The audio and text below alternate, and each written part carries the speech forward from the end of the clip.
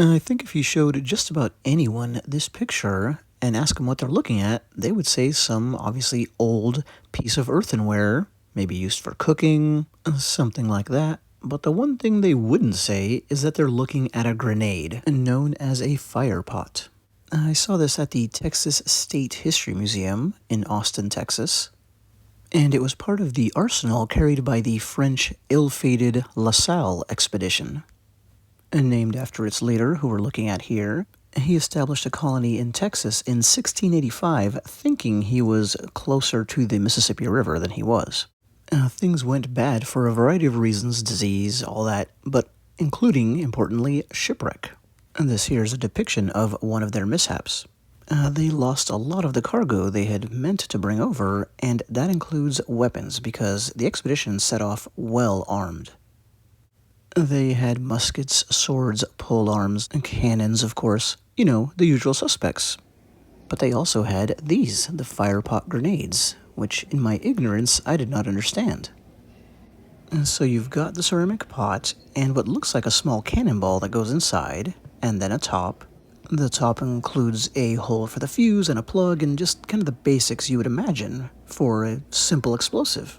And I wasn't completely ignorant about explosives in this general time frame. Remember, we're in the late 17th century. I knew they had these, proto-grenades, like we see our man holding here. Light fuse, throw, hope you kill someone. A definite colonial/pirate era, if you will, weapon. I even knew that these early metal grenades were predated by a very, very long time with this kind of thing here. As you'll see in the headline in a second, this is a Crusades era handheld, hand-thrown explosive. Here's another one, and then I'll show one more. So basically, we get it. For many centuries, people figured out you can put nasty stuff in a small ceramic container, light it so that it explodes or catches fire when it strikes the target. And my understanding is the ancient Western ones like this were more fire-spreading devices, right? You put some incendiary material inside. Remember, they didn't have gunpowder. So as soon as I saw the pots, the clay pots from the La Salle expedition, and I saw the name Firepot, I figured that's what it was, more of a fire-spreading device, right? You chuck it onto the enemy's ship or maybe against his, wooden fort walls, and hope you cause your enemies to burn to death, or at least get highly distracted. But what didn't make sense was, again, in the age that we're talking about with the La Salle expedition, I knew they had this kind of a thing. And they had gunpowder, so they had the metal container and the gunpowder, all very superior to what we just described. And so why would you bother in 1685 when you have this kind of thing, or this here, some more examples, why would you go with the truly ancient-looking and much more breakable material? Was it a cost thing? And then ultimately, though, the big mystery is, why would you have a metal hand grenade, like we see up above, nested inside the larger ceramic vessel?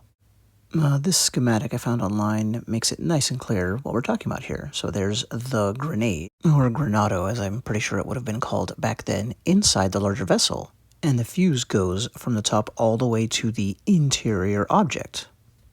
The grenade goes off from the inside, where it is surrounded by, drumroll, more gunpowder.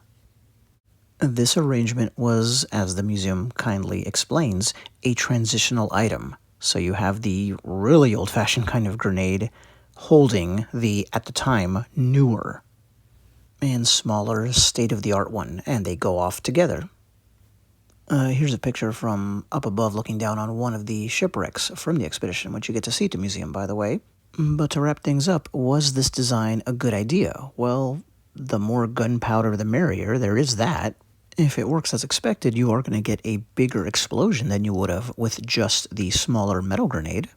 But despite that, there's probably a good reason this design was a flash in the pan. I mean, it could have stuck around for a lot longer, but it didn't. The simple spherical metal grenade is not going to break if you drop it, before lighting it.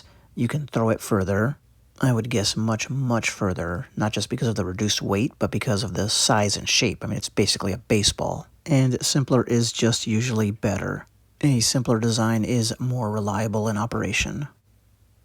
And all of this is why the object seemed so odd. It kind of is. It's a 2-in-1 dual material, ancient and modern design combined, modern at the time, explosive.